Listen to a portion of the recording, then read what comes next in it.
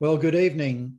This is my fourth interview with Kyaw Thein Lwin, who's currently or who is in Yangon. And as some of you would know, we've spoken to him in three previous interviews dealing with other parts of his life. And where we finished the last interview, he was over in Rotterdam picking up the Pyidawtha commercial vessel to bring it back to Rangoon as it was then. And so KT, can we start with that particular, that trip? You came back and then I think you said you sailed it for a couple of years around the coast of Burma. Good evening, Peter. Oh, sure, yes. We can start off where we left last time, that I joined the good ship Pyidawtha in Rotterdam as a second officer. There was a European British captain and a British chief officer. I was the senior most Burmese officer on board. And this is the first ship that was ever owned by a commercial ship that was ever owned by Burma. And it was a coastal passenger ship, a second-hand one. It was built in 1927, and that's all they could afford at that time. And I was on that ship for 2 years around the coast, hoping that I would eventually become captain. So that's how I was employed on the Pyidawtha. Then circumstances changed my career. When I was sailing on one voyage, I had a family, a VIP family came on board. The head of the family was a justice of the High Court, and he brought his wife and his two children. And there was the young daughter, very attractive, so I thought at that time, and we fell in love. And then I started dating her, and it went on for a year or so. Later on, one evening, this justice of the High Court, he asked me a very frank question after our dinner. We're having coffee, and he said, KT, he said, do you intend to marry my daughter? So I said, yes, sir, I do. So, well, he says, you forget about it. He said, because unless you can find a shore job, I cannot let my daughter marry you, because if you are at sea and going around the world, my daughter is left at home, it won't be very good for her. So I said, Uncle, I'm sorry, but I don't know what I can take any shore jobs that is worthwhile doing, that I don't know. So he said, well, don't worry, I will find out what's possible for you from my contacts. And he had a good friend in the port as a port commissioner. He asked the gentleman, whether there's anything in the port that fits my CV. And after a while, the commissioner of the port came back to him and said, yes, he said, we are having British pilots, and we have been gradually intend to be, they will be replaced. And we already have a Burmese river pilot, and there are some vacancies there if your prospective son-in-law wants to apply. So I was more or less forced to apply for that job, which I got. And then, so I left this ship. I signed up from the ship to join the port as the first Burmese harbor pilot in the port of Rangoon. What year are we? Oh, that would be, I would say 1954. Okay. Sorry, 52. Okay. No, wait a minute there. No, sorry. 1952, when I joined the Pyidawtha. 1954 was when I joined the port. Okay. As a harbor pilot. Okay. Right. Well, then In the port, the pilots have their own grades. Depending on what grade you are allowed to handle the size of the ship according to your competency. And there were three examinations after a period of time in the river. So I was started as a fourth grade pilot, then third grade, second grade, and then first grade. First grade, I was on would be unlimited tonnage. So I achieved up to that first grade. I was very happy. Being a harbor pilot, that was a very nice job. In fact, that I would say, as far as jobs go, the best jobs I've had in my life, because the job was something that I like, handling ships in the harbor, and also there's no fixed hours. You do the job mainly during the day, and you are free for the evening and for the whole night. So that was fine. Then, well, what happened was the ship, the port had two Marine Department chiefs. One was called the Director of Marine. He was the top I would say top gun of the Marine Department, and his assistant was called Harbor Master, who was controlling the harbor and harbor movements and harbor all the berthing and sailing of the ships.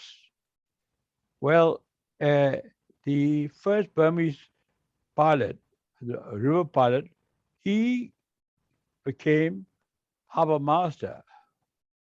And then the chief of the Marine Department suddenly retired and went home. And so he was promoted to the department head, as they call it, the master attendant. And then there was a vacancy for the harbor master position. And I became harbor master more or less without any previous planning. So I remained in that job for 5 years as harbor master of Port of Rangoon. What's happening to your girlfriend meanwhile? Oh, why? That well, if that is going to be an interview, well, what happened was quite strange. We didn't marry. We didn't marry because for some reason they were Christians, and they wanted a church wedding, which I agreed. Then, but I had to get consent from my parents. My father and mother did not object to me marrying a Christian girl, but they said we should also have a Burmese wedding, because Burmese wedding is not religious; it's purely cultural occasion.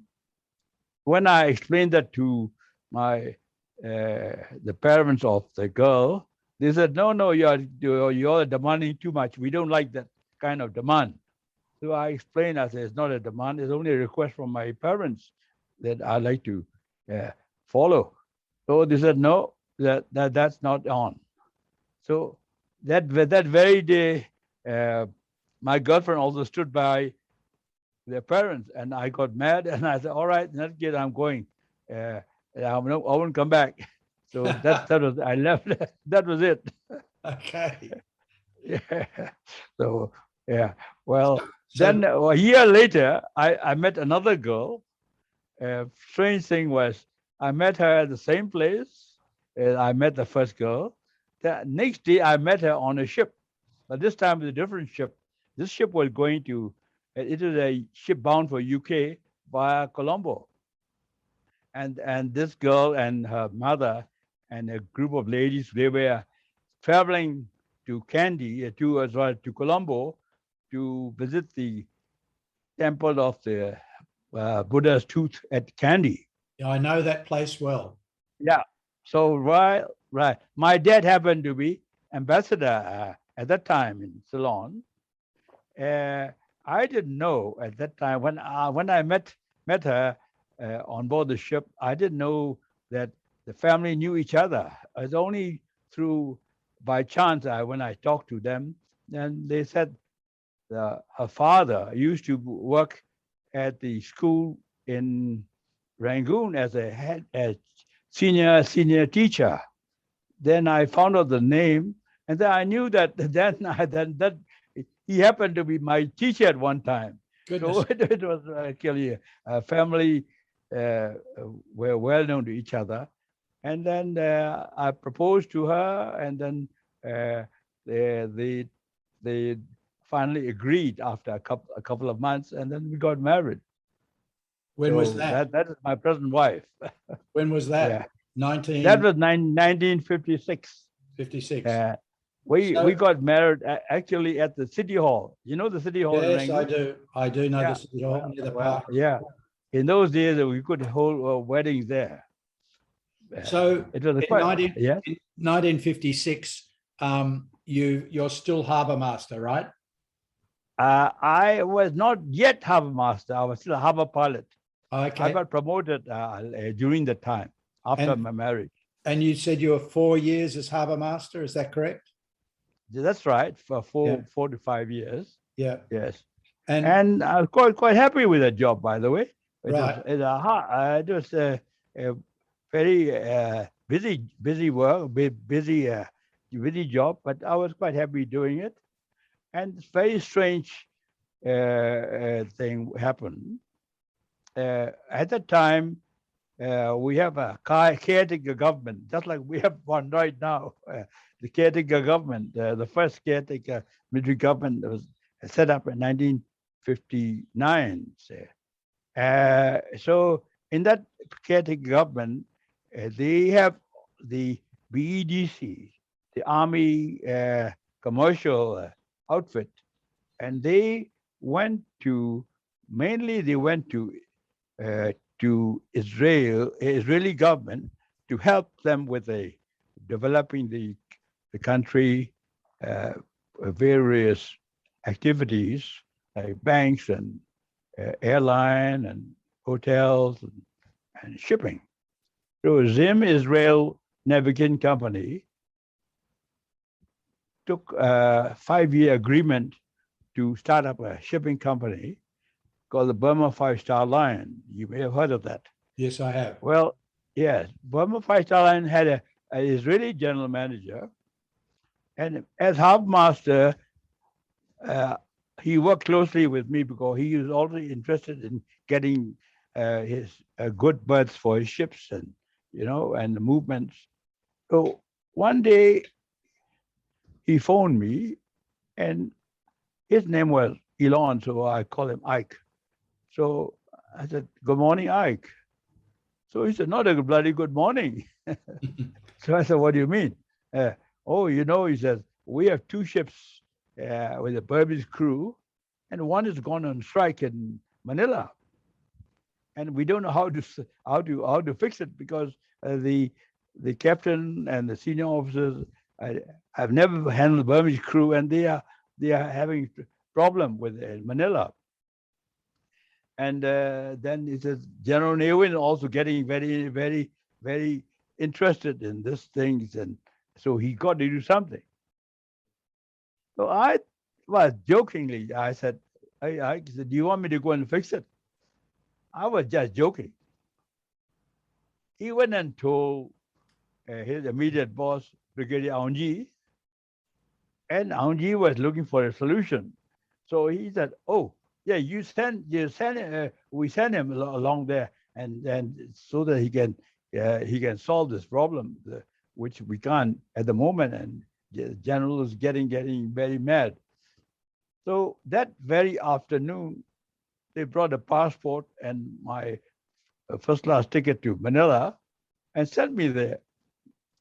So to cut the story short, I somehow fixed the strike. I came back to report everything was all right. Then while I was reporting, there was another ship in Tokyo went on strike. So they sent me off again to Tokyo. And then when I had done that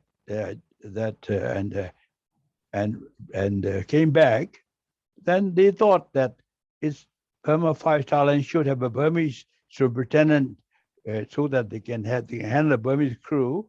So they thought I would be a good choice.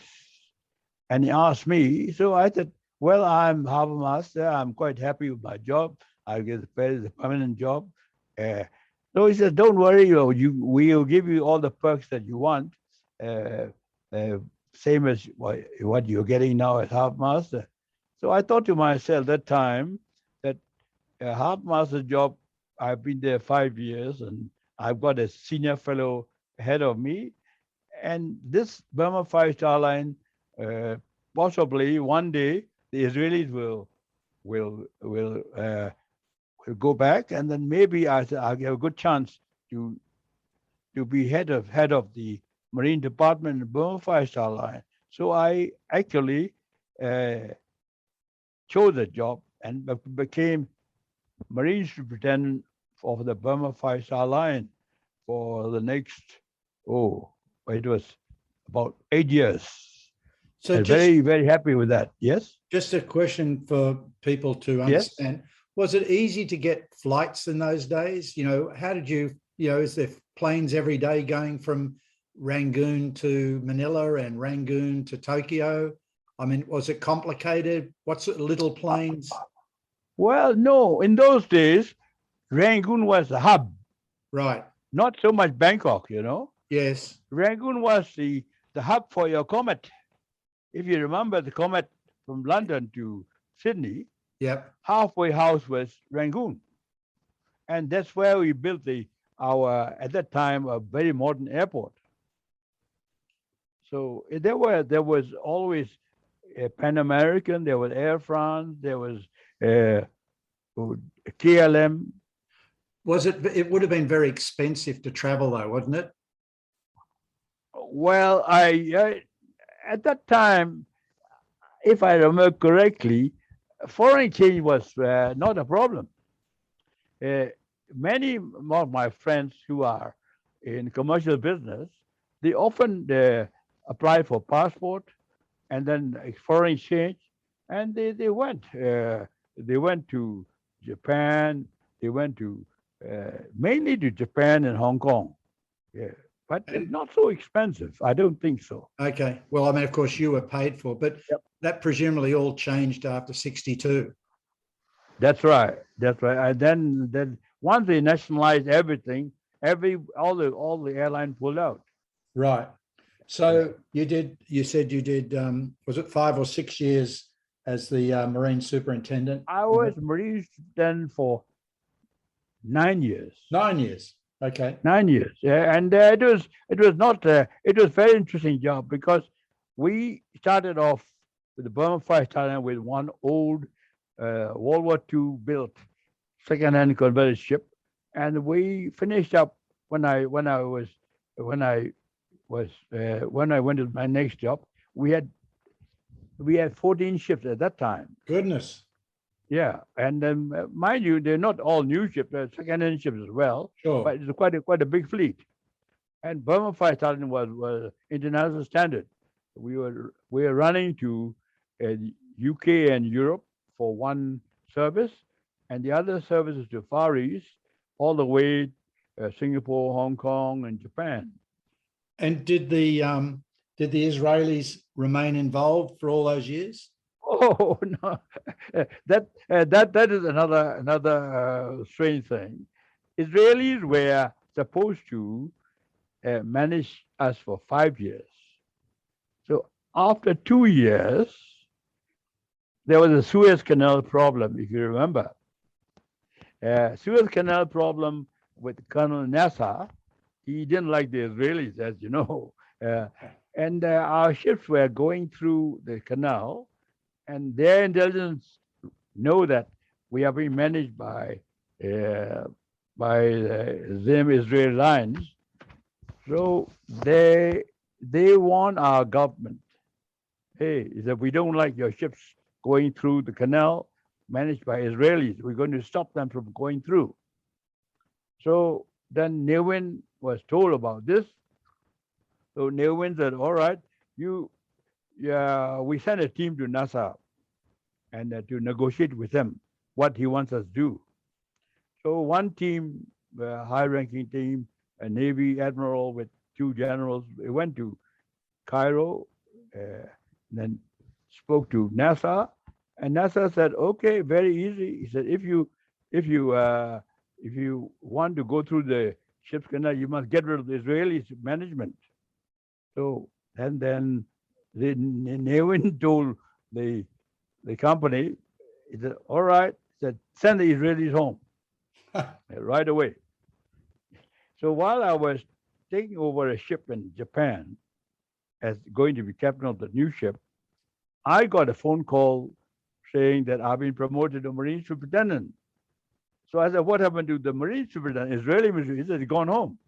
Yeah, they're all gone home, and so we are promoted, and we want you back.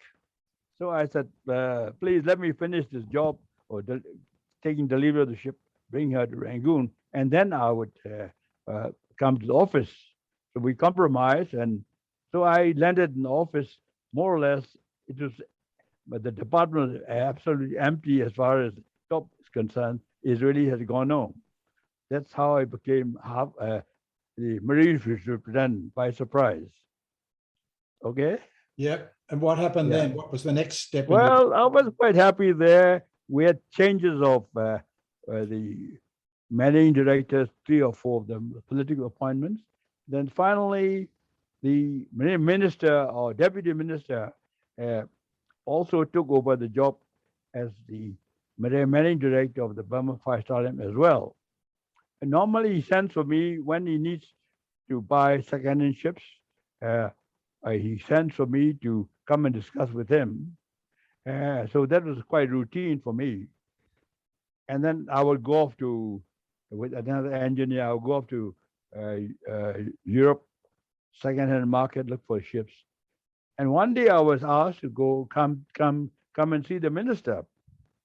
So I went with him with all my files for the second-hand ships. And as soon as I got in, he said, "Oh, dump all your files. I don't want to. It's not about this." And I said, "May I know what you need me for?" He said, "Well, we're going to promote you." So I said, "Promote me where?" I couldn't understand what he meant. So I said, "Please, I don't follow." So he said, "We want to set up a training school, merchant marine training school, and we want you to be the principal." So I said, "Sir," I said, "I know there are a few others who are more qualified than I am. So I would rather I stay in my present job, which I'm quite happy with." So he said, "No." He said, "This is a decision by the cabinet. The cabinet thinks you're a good troubleshooter." So that's how I became the principal of the Institute of Marine Technology. Actually, it was meant to be merchant navy training school. So and did you retain the same benefits, same money, same conditions? Oh no, this is very strange. He said, "Oh, we're going to promote you. You get better pay." So I said, "Sir," "if you don't mind me saying so, if I'm to be given the next higher scale of pay, I would be drawing your money." So minister, that was 1,800 chats a month was his salary. The managing director of Burma 5-star was also 1,800, and Marine Superintendent should be 1,400. But at Burma 5-star, before it should nationalize as a company, I was getting 1,600. So they couldn't drop my pay. So I was getting same as the managing director. See? So there's no promotion for me so to be the principal. So he said, "No," he said, "Please, this is something important for the country. So we would like you to help with building up the merchant marine training." So I said, "Sir, if you think if you're confident that I'm the right man, I would do it." He said, "But," I said, "may I just do it for 3 more years?" He looked at me and said, "What do you mean?" So I said, "I'm due for my pension in 3 years' time." Because you take your pension by years of service, 30 years government service, or by age. So by service, I had already done 27 years. So I was only at that time about 47. Yeah. So uh, he said, then he said, what are you going to do? Are you going to go overseas? So he asked me a very straightforward question. So I said, yes, sir. I said, I intend to go overseas. And actually, at that time, I had no, and didn't think seriously about going overseas. But I had a thought because the education system in Burma was getting very, very bad. And then I wanted to educate my children with higher education, a better education overseas. So I said, I would like to move overseas to educate my children. He said, all right. He says, if you if you can do this job within your 3 years and have it set up well, then we'll let you go. So I said, yeah, certainly, sir, I'll do my best. And I got up and just took my hand out to shake his hand. And when somebody offers your hand, his hand, you shake automatically. The minister shook my hand. Then I said, sir, I said, this is our gentleman agreements. I said that quickly. So he said, yes. And that was very useful that I mentioned that. So when the time came, I went to him. I said, sir, do you remember our gentleman agreement? So he didn't want me to let me go, but he had to be gentleman to let me go. So that's how I got out.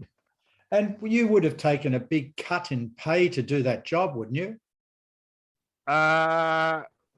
You mean as a government job, you mean? Yes. No, actually, I was getting the same.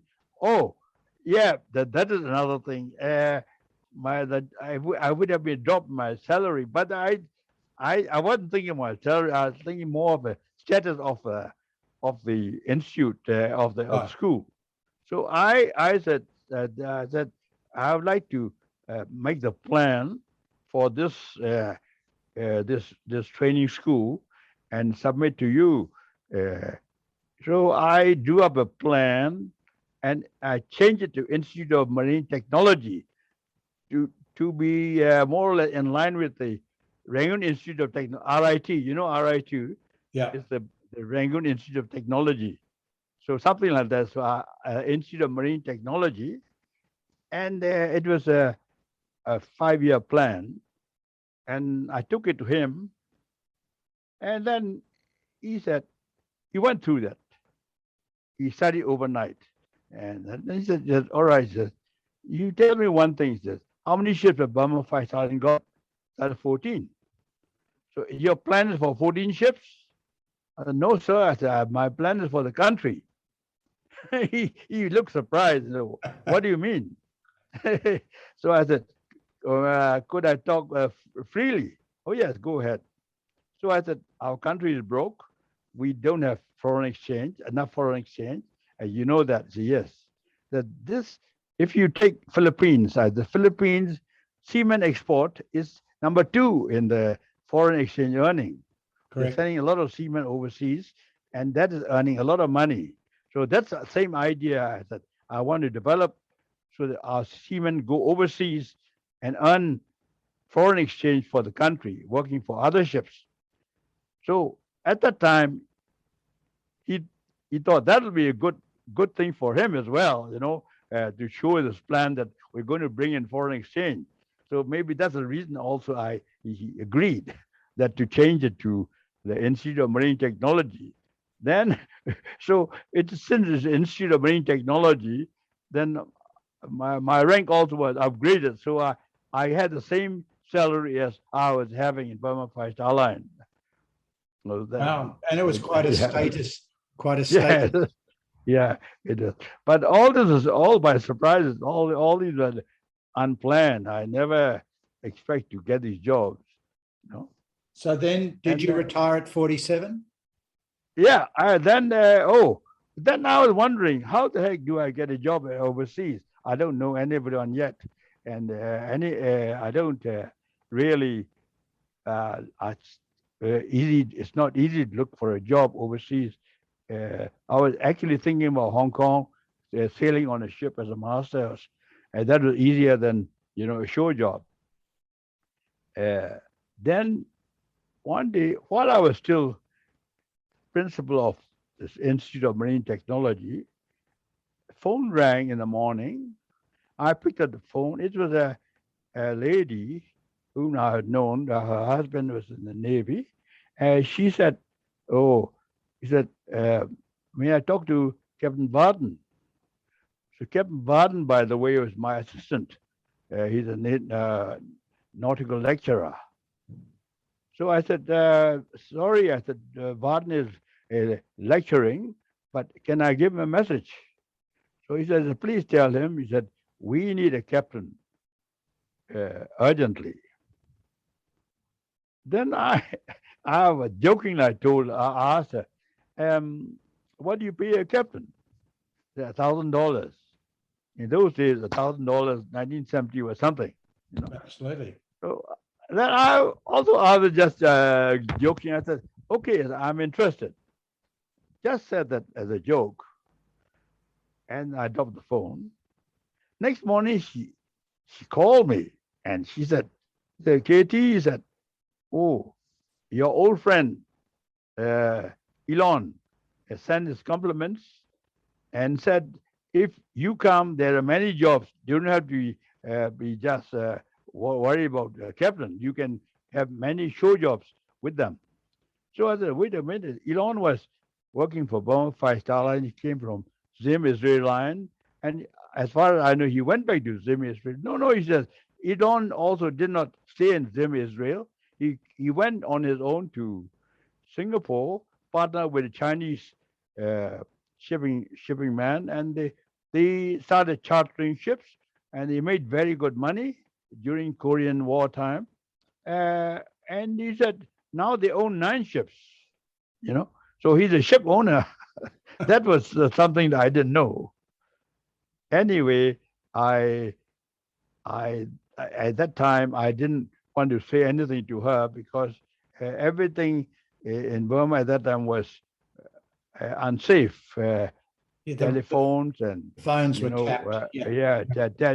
and they not only telephone, they read all the telegrams and telexes and so on. So I thought the best way to contact Elon would be by hand, if I could send a letter that by ship that's going there. As it happened, one coastal ship was going there, and the bosun there was somebody who worked with me. He also knew Elon in Burma 5-star line. So I gave him the letter to Elon.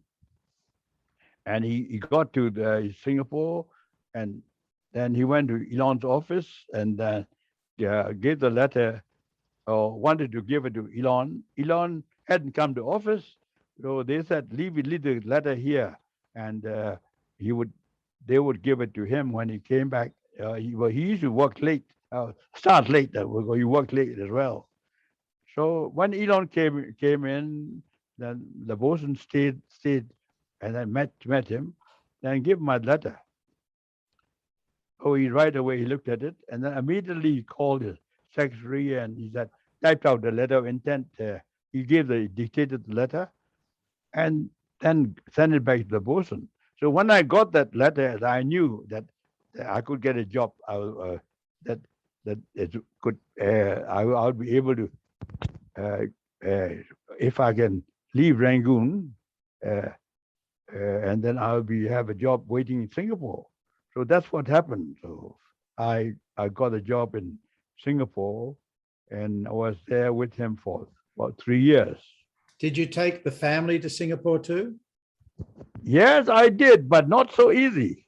At that time, I was allowed to go out without a passport because I was going out with a seaman book, supposedly to join a ship. But the family not allowed to, they were not given any passport at all. Eventually, I had to wait 6 months until my family got their passports. And then there were, I think, my wife and 4 children. And we all went out to Singapore. What year is this? That was 1979. 79, yes. And you spent a few years in Singapore, or did you? Yeah. I was in Singapore for roughly about 2 years. Then quite happy, except that, with the Israelis, you can't trust them. Mr. Elon was a very smart cookie.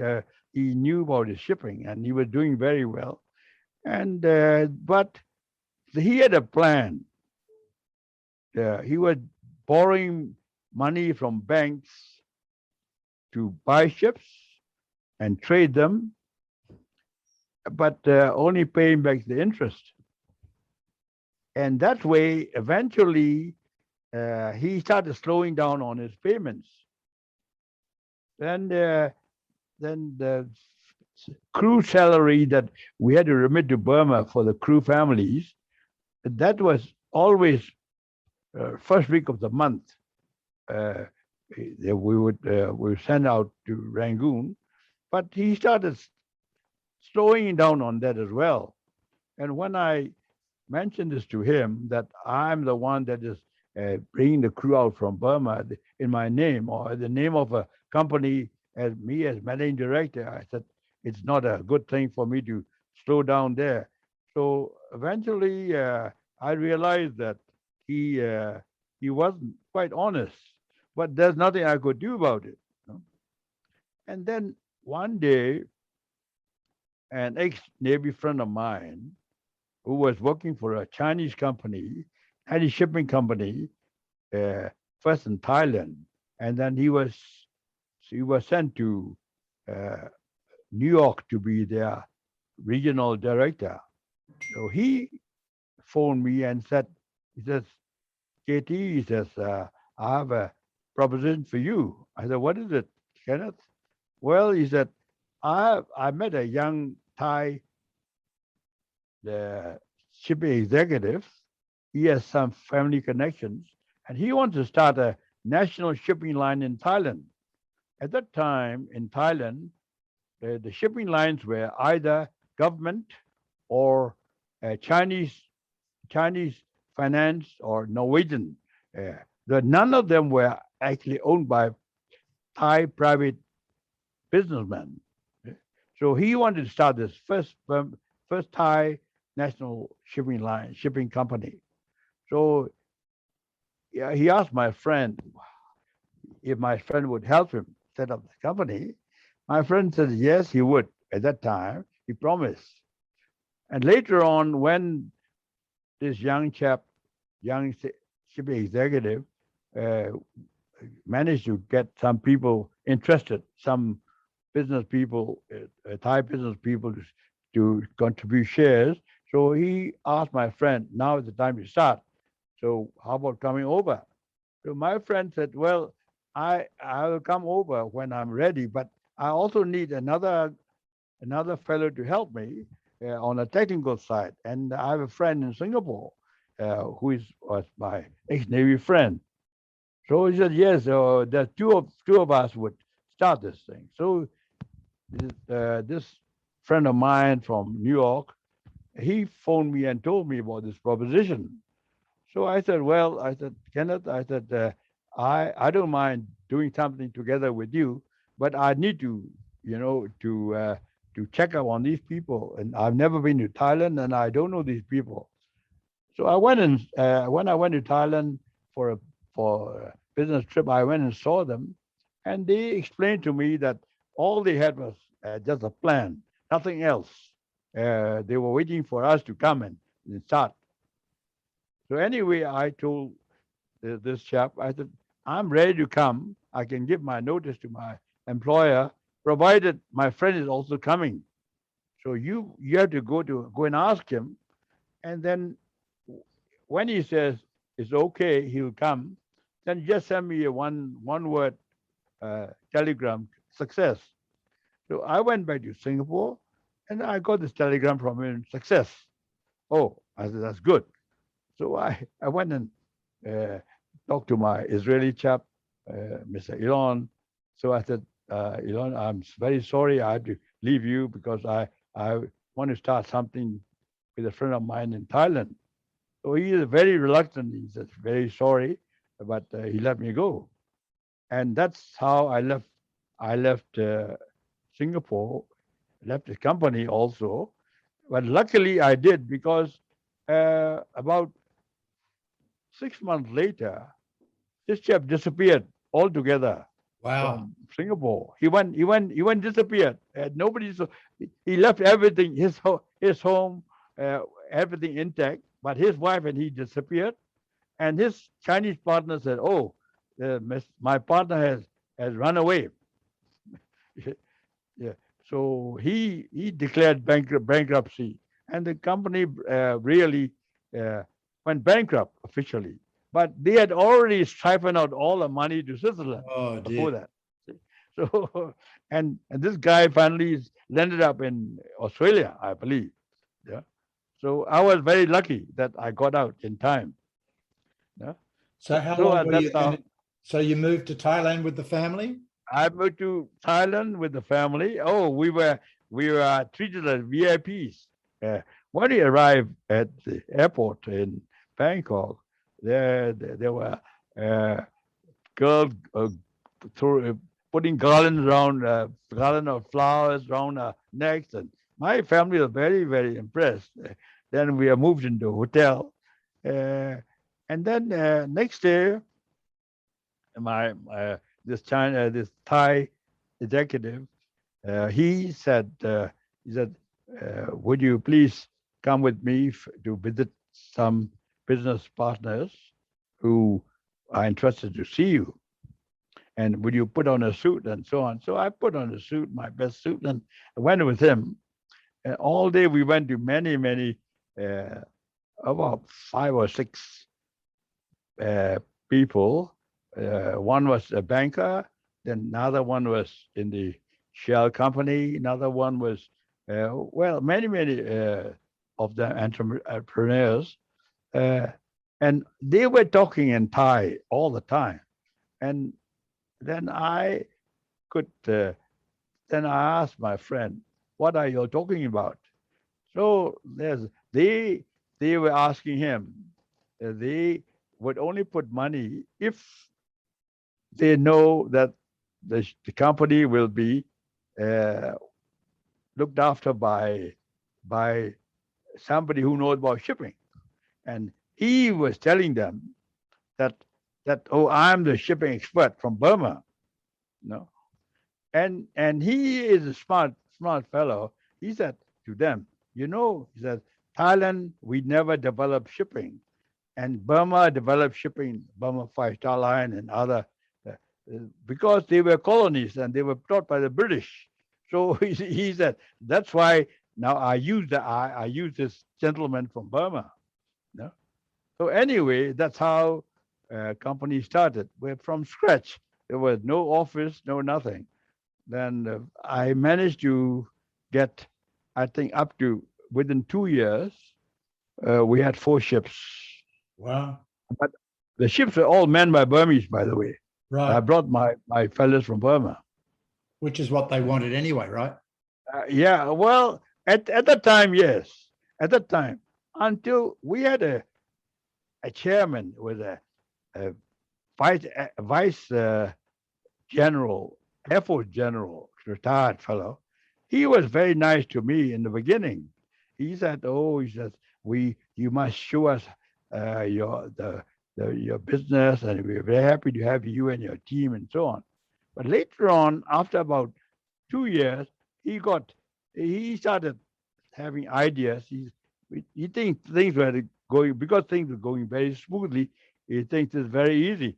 So he started making plans to to replace us. So that was something that I didn't care for. But the problem was the Chinese Thai directors had a lot of infighting in the boardroom because they're always thinking about their own share Yeah. and the company that they own. they want special freight rates and they want special treatment.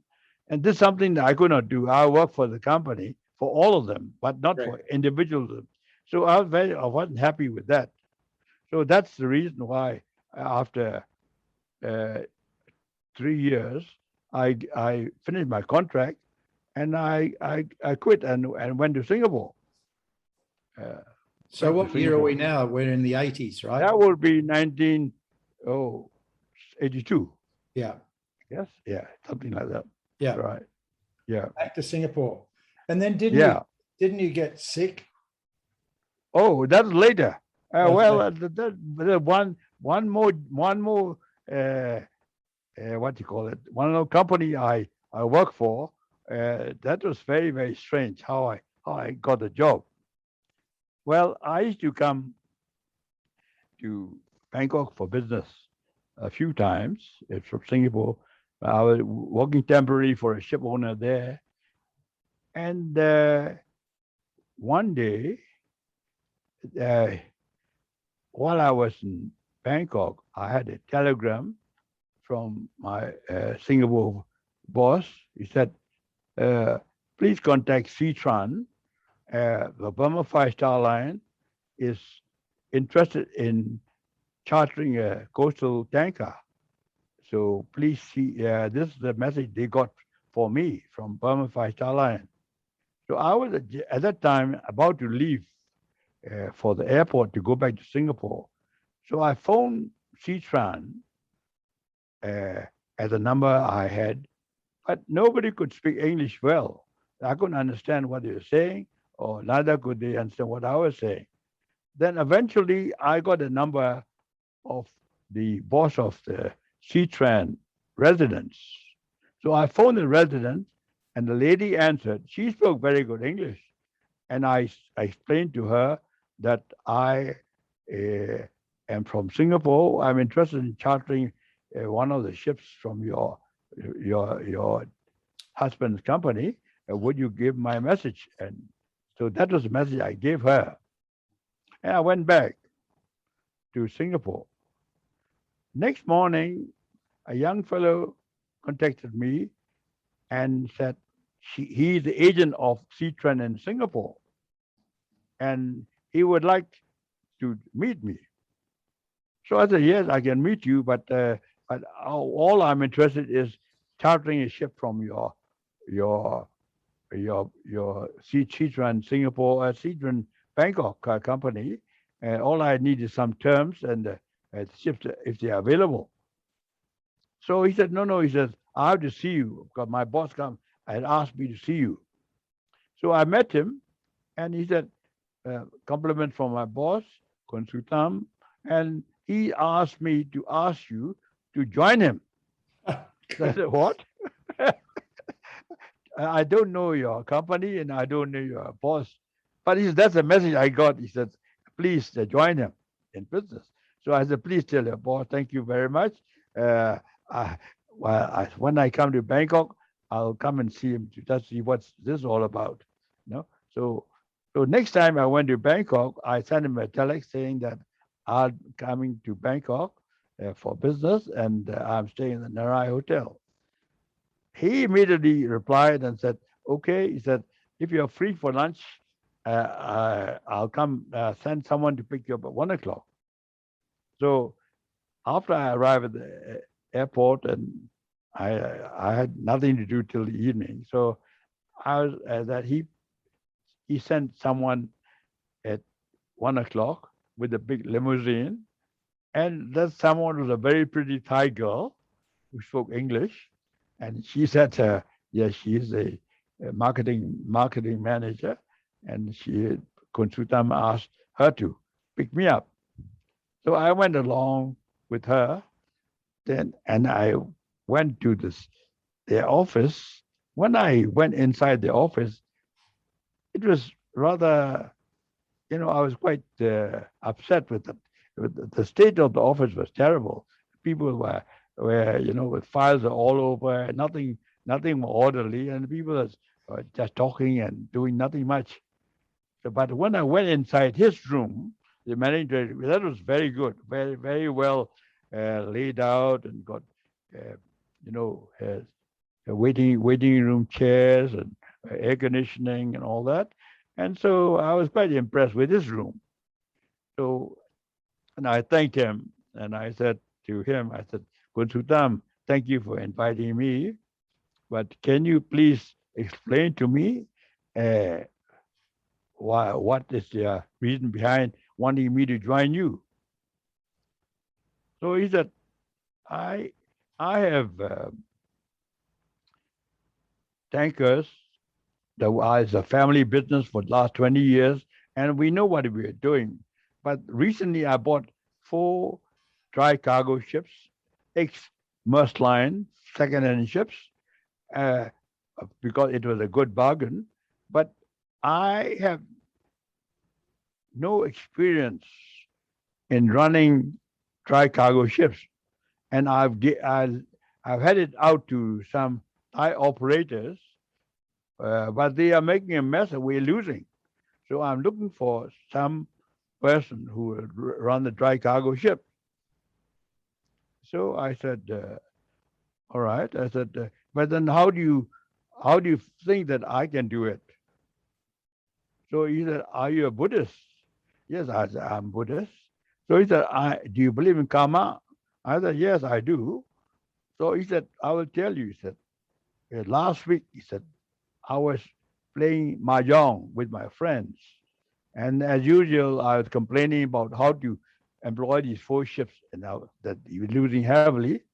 And my friend, the banker, said, oh, you should get the right guy who can do this, because this guy was working as general manager for Duta Marine, which is the first company I was working in Thailand. That he knows about dry cargo ships. He seemed to have gone to Singapore, so that registered in his brain. And in the afternoon, he was playing golf with another guy, and he again complained about his problems. And that fellow said, oh, you better get Captain Lwin, who was in Duta Marine, now in Singapore. So the second time that he was told. And when he came home, then the wife said to him, oh, there's a message from Captain Lwin. That is the message I left. Right. So the 3 times my number came up to him. Can you beat that? So right away he thought, this I should be the right man, you know. So you joined him? Well, not right away. Oh no. I mean, I wouldn't be that stupid, but not knowing and after seeing his company was in a mess in office anyway. So I said, oh, thank you, Kuntruptam, for this. But I said, I have a problem. Why I went back to Singapore after Thailand with Duta Marine? Because your company, if I may say so, have a lot of directors who are infighting all the time. That is something that I don't feel quite at home when I'm running your company. So he said, no. He said, this is different. He said, all my shareholders live outside Bangkok, and they are very keen golfers. You know, so we are playing golf all year round. He says, at the end of the year, when you close the accounts, I invite them over to Bangkok. They come here. They have a nice. Uh, we get drunk. We get collect our dividends, and then we're happy and we go back. So you only deal with one guy. That's me. He said, I'm the managing director, and as long as you can get along with me, that's fine. So that's good. If I'm dealing with only one man and the guy thinks that I can do the job, I said, yes, all right. And then he said, how long you want me to work for? No, you don't work for me as long as you like. He said, only thing I want to ask you is you should train my son, just young graduate in shipping, with whatever knowledge you have to make him so that he learned the business. So then I had written out the terms that I want, for not only just salary, but housing and transport and children education and all that. So I put this out to him, and Then he called his secretary and said, type it out and then to give a letter of appointment, offer appointment. So that's right away. I decided then that I would try this one. So that's how I got into Duta Marine. SeaTran Marine. Yeah. So I was there for uh, 3 years. But during that time, another company in Singapore, you may have heard of Hong Leong Finance. Sure do. Yeah. It's a very big finance company. Yeah. They own everything in Singapore except shipping. And for some reason, they wanted to start a shipping line as well, shipping division. But they didn't want to just go and partner with some big company. They prefer to more or less partner with a junior shipping company so that they get up the control.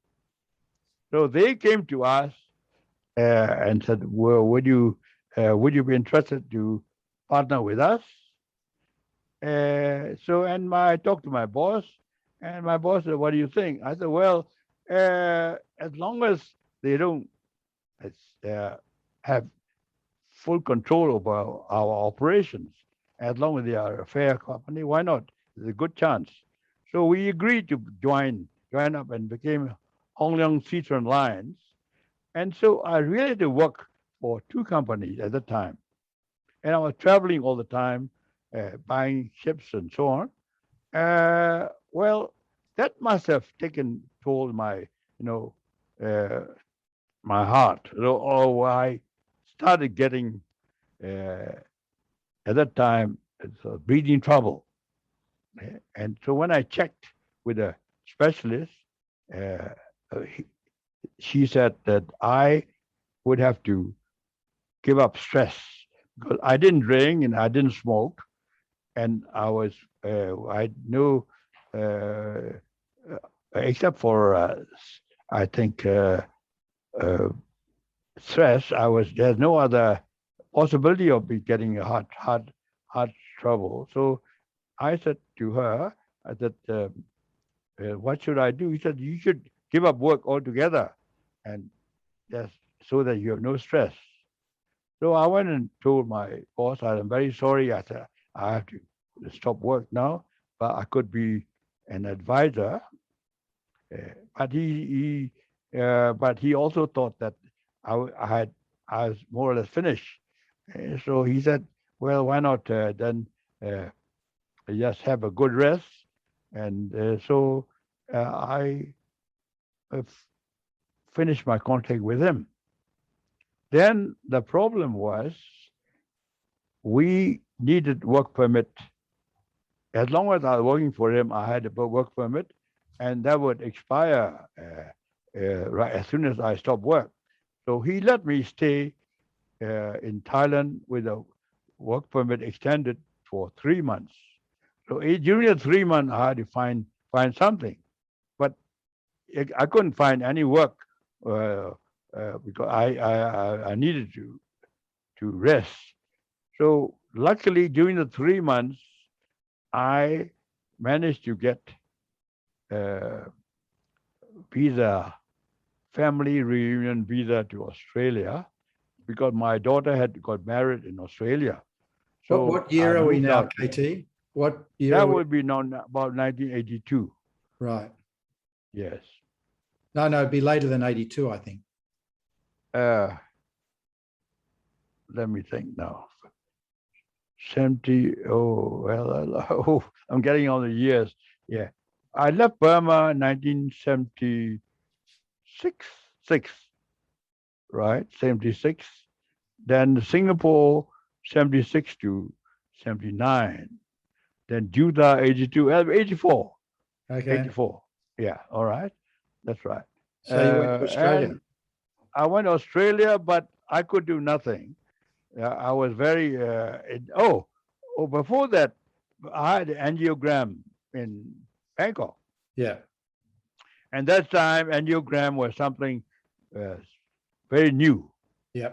Where they put the colored dye into your artery, and then they make what you call it chest X-ray, Correct. that is film, not in no computer in those days. So it is film onto to the screen, and they take a photograph of that with a 60 millimeter camera. So when she done that, she knew the technique because she was an intern in Mayo Clinic where they pioneered angiogram. So she was quite conversant with the procedure, and she said, "I'm sorry to say that your one artery is 60% narrow, and if it gets further, if you get more narrow, that you could get a stroke and or you get heart trouble. So it's best that you have to take a open heart surgery. In those days, there's open heart surgery was the only solution." I said to the doctor, I said, "I'm sorry, I don't like to open up my heart to my open up surgery because you don't recover very well from what I know." So well, he said, if you don't do that, the only other choice is go on medication and see how you go. So I said, let me choose the medication and let's try. So I went on medication without any surgery for next 4 years, and I went back to I went to Australia, and at first I couldn't even uh, uh, walk by myself. I was very, very afraid that I might fall down. Then later on, I started to build up my strength, and then I started to take regular walks, and then a bit of after that, I was jogging along a bit and to revive. But on the income side, I had nothing except what I had saved. So there was no income at all. And though I thought, well, I need some income, then I had an idea. In those days, orchids were very popular in Australia. They were importing from Singapore and Malaysia, but not from Thailand. So that was an opening for me, I thought. So I partnered with a Thai partner in Bangkok, and they would uh, send the orchids to uh, Sydney, and I will collect it and then distribute it or to the buyers. So that was what I was doing. But then I had plenty of trouble because I was a newcomer in the business. Customs gave me a lot of trouble because if I find one Insect or something. insect, Yeah. one insect, then they condemn the whole consignment. You know, things like that. But then later on, not only that, my buyer was also not very what you call it honest in that sense. She would uh, delay my payments and all that. I couldn't handle all that. I had to go and collect the consignment from airport, distribute the flowers that she should be doing that I was doing for her, and then after about 6 months I gave up. Then I was really at zero. Then so my break came without any what you call it, without actually planning. That went back to my time in Bangkok. When I was in Bangkok, a German ship owner came to see me. He is from Bremen. He came to look for business in Thailand, in Far East. So because I was a new company, he came and called us, actually more or less a courtesy call. So I told him, I said, we are not running to Europe yet, but one day we might. So anyway, I said, in that case, at that time, I will contact him. So he gave me his card and I put it in the drawer. And then when I was in Singapore, before I joined the second company, I was sent to France by my employer to supervise loading of a bulk carrier for them. So when I went there, I phoned a few of my contacts that I knew in Europe that to tell them I'm in Europe. And I phoned this gentleman who left me his card. Well, he was not in, but his general manager took the message. And next day he called me and said, Captain Lwin, he said, your friend, my boss is wanting to meet you. He down in Sicily somewhere, but he wants to know how we can meet. So I said, well, I'm going back to Singapore tomorrow, but I'll be at the airport in Ole. If you can come about lunchtime, we can meet there. So he came, and this general manager of his general manager came. Three of us sat down and had lunch, and then I asked my friend. I said, Klaus. His name was Klaus Bunneman. I said, Klaus, he said, I'm very happy to see you, but I would like to know why you are in a hurry to meet me. So he said, my company is 100 years old. He said, yeah. And we always had German crew up to now. And I'd taken over the business from my father, and I'm finding that big expenses of crewing is the biggest cost, and the others are switching to Asian crew. And I'm just wondering if you might be able to help me, because I've seen that your Thai company was running with a Burmese crew.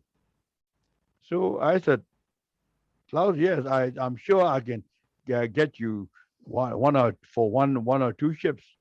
So he said, then give me the cost of daily cost roughly for the 24, 26 people that we have on board. So I said, well, I don't have that in my head because that is run by my fleet manager. I do the general operations. So I said, I'll let you have it when I go back. No, he said, can you give me an idea now? So I said, in that case, let me just do a little calculation. So I picked up the paper serviette from the table. I wrote down the ranks and I wrote down the salaries that I remember. I added it up, and then I added 15% on that, and I divided by 30, and the daily cost is out there. So this is the daily cost. He looked at it and put this paper serviette in his pocket, and then we left. 2 days later, he sent me a telex. Hey, when can you send me your crew? So I was not prepared for that. I said, it takes time to get people out of Burma. So anyway, he says, I need a crew right away, within as soon as possible. So we agreed that I would send him a crew within 1 month. And we tried one ship with the Burmese crew, but the German captain and German chief engineer. So somehow they worked well, and he was happy with that, and then keep on asking me for one more ship. Eventually, we'll end up with 4 ships that I was supplying crew, and we had no business in Burma. We had no company. Only my sister and my friend captains. So we had to set up a company in Bangkok to make it that they are the one that bring the crew out of Burma, and then they become the principal. And I had a port captain in Rangoon to do the selection and so on. And this company called Mariner now, that was the company that I started at that time. And that is the one that is keep me going up to now. That keeps that going is a till now. lucky, Right yeah, up till now. yes. How So that is a fantastic. lucky break I had. You've had many, many lucky breaks, KT. Many lucky breaks. This is the only break that I needed. I was down So, and out, don't forget, when I was in Australia. nowadays, who's the company run by? You still have a hand in the company? No, no, certainly not, because it is at first it was run by my nephew. I also got him out from his government business. He and his wife joined me in Singapore. In Bangkok, and he's a very trustworthy and very hardworking guy. And now he's now passing the baton to his son. So we still look after it, but I'm not interested in the day-to-day business. Of course. Yeah. Are you still chairman or anything, or you still get the dividend? I'm the biggest shareholder. Yeah. I call myself senior consultant. Very, very nice. Yeah. Very nice. Yeah. So that's how it is. And what about your health now? Yeah. This is something that I need to talk about. Well, after I had this angiogram and I was on medication, I was all right for about 4 years. And then in my checkup, it showed that my artery was narrowing again. At that time, that specialist that looked after me, they were going through the balloon. Yeah. The balloon, they put catheter inside, and then they blow it to press the walls against, and then there's no stent yet, balloon. Yeah. So they tried a balloon, and then after that, then the stent came out. So I put the first stent because but the same place where I had the balloon, I needed to put it to stent, and that's the first stent. And after that, I had problem, not with that anymore, but I was on medication for slowing down my heart, mainly thinning the blood. So I think that's something to do with it. So my heart was running low. And one day I was checked up in Bangkok, and I found overnight that my heart used to go down below 50, and then alarm would ring. I was in ICU. So then my cardiologist at the time, he said, well, your heart is, there's no other problem except that it's running slow. So I said, what is the remedy? Well, he said, because you're old. This is about, I think, when I was about 80 plus. Yeah. Well, I said, is there anything that I can do? Well, he said, some people put a stent to push up the heart rate, increase the heart rate above 50. If you're interested, I'll get my friend to come and see you and then explain to you. And if you like it, you can do the stent, the pacemaker. So that afternoon, his friend, who's an expert in pacemaker, he came and talked to me and explained to me and my family. And I said, yes. He said, you can go home and think about it and then decide if you want to do it, come back. So I said, no, I'm ready to do it now, anytime. So that very day, I put in my first pacemaker. And that first pacemaker was good for, in those days, 4 years. How many 4 have years you had battle. now? How many have you had now? Well, this is the third one. Up to second one was all right. The second one was on the 4th year. Then the second one, uh, from the second one, uh, I had to, I had problem with there was some infection in my chest. So when they checked up my infection, and though that they could, the the the hospital could uh, fix it with antibacteria or injections, but the doctor or the surgeon who were doing it, and he said that infection is very close to your pacemaker. So if that goes to the pacemaker, it will go through the lead to your heart. That is not good. So I said, can you fix that? So no, we don't. We dare not do that because your leads that from the pacemaker to the heart, it's been there for what is it? Nearly 10 years. It's not safe to touch it. So they said there's only one hospital uh, which has got equipment to do by laser, and the specialist from trained in America. And that was about 3 years ago. So I was wondering how I can get to the hospital, because this hospital is not a uh, private hospital, but it is a hospital owned the King's Hospital, and it's the Queen Surrogates, yeah, Right. cardiologist department. So they only I think arrange with the people that they know. Yeah. So I was wondering how I can get there. So worried about that. Then luckily I found out that the guy in charge of that department of that Sri Raj hospital uh, happened to be the guy who put in my pacemaker first time 12 years ago. So when I found out that, I went and saw him, and he said, "Oh, why didn't you come to me right away?" So I said, "No," I said, "I didn't know even you're there. You're here." Yeah.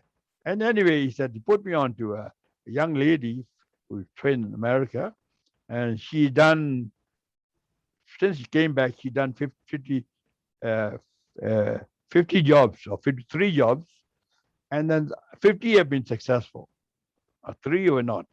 So she told me straight. She said, my success rate is about 95%. She said, up to you. So you can think about it, and then either you do it or you don't do it. It's up to you. So anyway, this is a big decision for me, because it meant that I had to remove the pacemaker, my second pacemaker, totally, and she would have to take out my lead and put another pacemaker outside, and with a short lead on the right side, uh, and keep me in ICU for 2 weeks until everything is clear, and then she would put the pacemaker inside. So this I did 3 years ago, 2.5, 3 years ago, and luckily I was successful. So now I'm on my third pacemaker. It's taking away 100%, but it's got battery life of 8 years.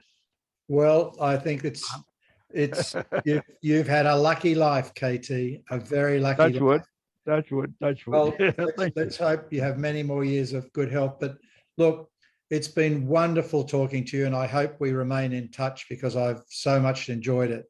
And Wow. Thanks, we've Peter. this is the fourth interview with you, and it's a wonderful life that you've led, and I'm blessed to have heard it from you. And as I mentioned to you, many people have already downloaded the last 3 interviews I did with you, and I'm sure more will download this one. So may I close in thanking you so much, KT, for your time, for the life you've led, and as I say, I look forward to keeping in touch. Thank you so much. Thank you, Peter. Let me have the last say, if you don't mind. I want to give all of you a bit of advice from my good and bad experience. That when somebody is over 50, I think one should do a stress test every year and then find out early how your heart is and then act accordingly. So it's never too late. If you detect early with medication, you can still, cure heart trouble, which eventually, if you don't, and if you could get a stroke or you could get, heart infarct and that kind of thing.